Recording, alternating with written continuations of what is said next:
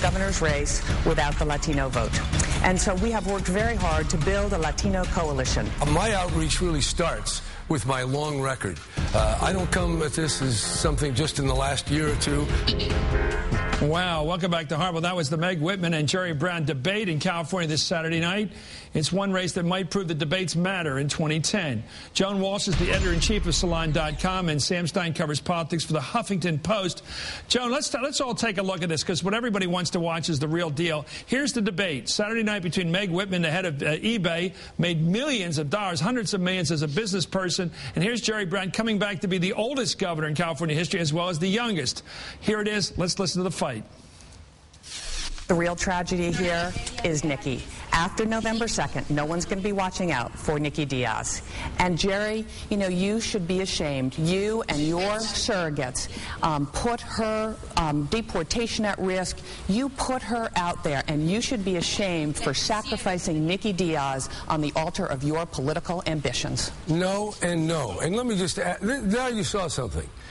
This is incredible, Meg. I didn't want to hit you on this, but when you try to evade responsibility, you're going around the state saying employers must be accountable for hiring unlawful people. Don't run for governor if you can't stand up on your own 2 feet and say, hey, I made a mistake, I'm sorry, let's go on from here. You have blamed her, blame me, blame the left, blame the unions, but you don't take accountability. And you can't be a leader unless you're willing to stand on your own 2 feet and say, yeah, I made a mistake, and I'm going on from here. What would you have had me do other than exactly what we did? My husband and I play by the rules.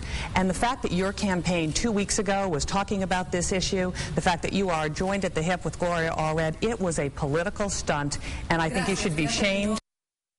What do we make of, Joan, please help me here. What do we make of this lingo here? Let's just forget the fact she hired somebody illegally, and we all know she probably knew it. If she thought the person was legal, she was not a great business person. But let's go to this question. My husband and I, bringing in a husband on this, and then saying he's joined at the hip and Gloria...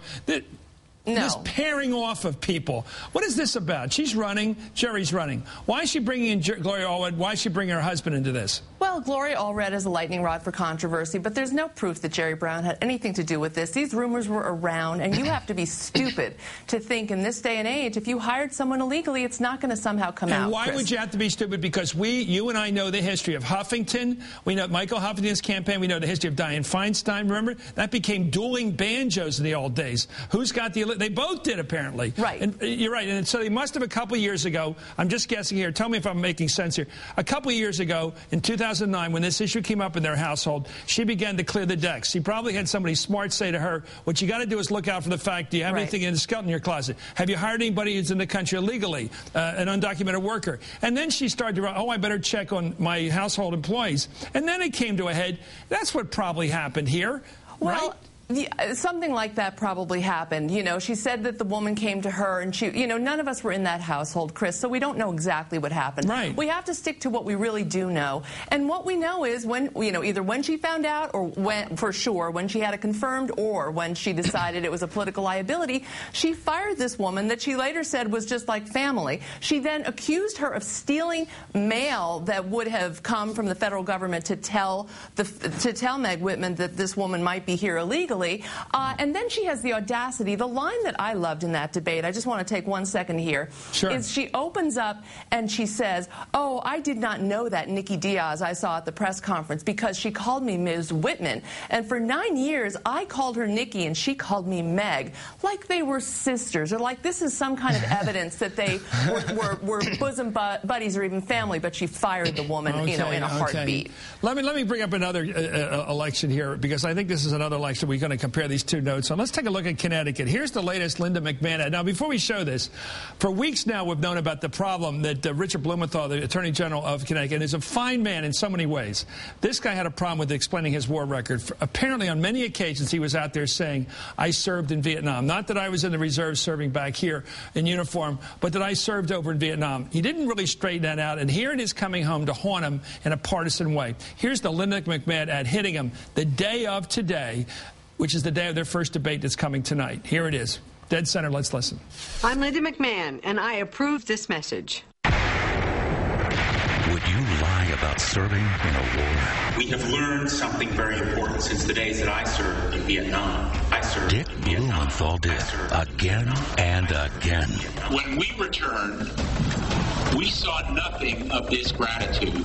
He covered one lie with another. Since the days that I served in Vietnam. If he lied about Vietnam, what else is he lying about? That's a deadly ad. Yeah, it gets at his character. The problem, I think, for the McMahon... With his words. Yeah, with his words. The problem for the McMahon people is that they pushed this issue when she was in the GOP convention deliberately so that she would win the nomination, and that was several months ago, and now to resuscitate it, to bring it up again, it lacks the potency that it would have done in the first airing. Doing this, let's look at the tactic. Yeah. I can hear what you're arguing. Yeah. Could it be that they're bringing this up to make sure that the journalists in this debate tonight, whoever the format is, have to bring it up? Yeah, and very well it could be, and I think, you know, last week we saw that Linda McMahon stepped in a little bit with the minimum wage comments, and so they want to change the subject. The other thing is that his favorability ratings, despite all that's happened, remain at 53. Oh, he has had a great record. Let me ask you this. Hers remain 39-53. Joan, let's take a look. Here's pollster.com showing that he's still slightly ahead. In fact, he's over 50 right now. I'm looking at the numbers, but he's above 50, so he should win this narrowly. But look at the direction of those two polls. As we said in economics, that's a pretty positive slope there, and he's got a pretty negative slope. They're about to cross. The question is will they cross before November 2nd. You can't see it, but imagine a mix about to be formed. Yes, if it went on long enough, it looks like those two lines will cross, but it does come to an end in November, Chris. Look, can journalists be driven by TV ads? I mean, we're talking about a TV ad. Will the debate now be driven by this very tough ad? I don't know if it'll be driven by it. I can't see a scenario in which that would not have come up. I don't think he explained it adequately, but I also think that they're distorting his words. And you know what? It's very difficult to say that he lied. Now, it doesn't sound good for him, but we don't know that he lied. We could. There are times when you misspeak. I know I've done it on television. Maybe that's the explanation. Because we also know that there were many times that he told the truth and he talked about being in the reserves. So they go out on a limb and say that he lied, and I think that's a little bit too far. And then there's also, as Sam alluded to, she said staggering things about the minimum wage. She doesn't know what it is. Not only is she against it. He did insert nobody my age who's a male would agree with your analysis, because it is such an intense issue for us, those who served and those who didn't, and those who had the deferments. I was in the Peace Corps. We all know the decisions we made, whether they were positively because we opposed the war or we found some way to get in uniform and avoid combat. I mean, there's so many things went on. But he actually it's so served tricky, in the reserves. But nobody would say they fought in Vietnam. Yeah, you don't insert yourself into that narrative. You would never say that. I always ask people when they serve Vietnam, I say, thank you for your service. And I always say to them, were you in it? And every guy who was in it knows what that means. They were there where the guns were firing, and they were facing the jungles. Were you in it? And the guys look at you in that incredible face and say yes. The problem here that I always thought for Dick Blumenthal was that not that he just inserted himself into the narrative of combat, but it looked like a politician trying to embellish a resume to make him seem more palatable to voters. And voters don't really like it. They want authenticity. Well, you didn't need it. They want authenticity. This guy the problem is that Linda McMahon has so many skeletons in the closet. The question is, he's got a month ago. Maybe it's time to have a little statement to the people of Connecticut. I did not serve. He has. And I wish I had never said anything like it. Anyway, thank you, Joan. We occasionally disagree. Thank you. It's okay, Chris. And we should. That's why we're both here. Thank you. One of us would be unnecessary if we didn't disagree. Anyway, thank you. And I don't want that to be the case. Thank you, Joan. Thank you, Sam.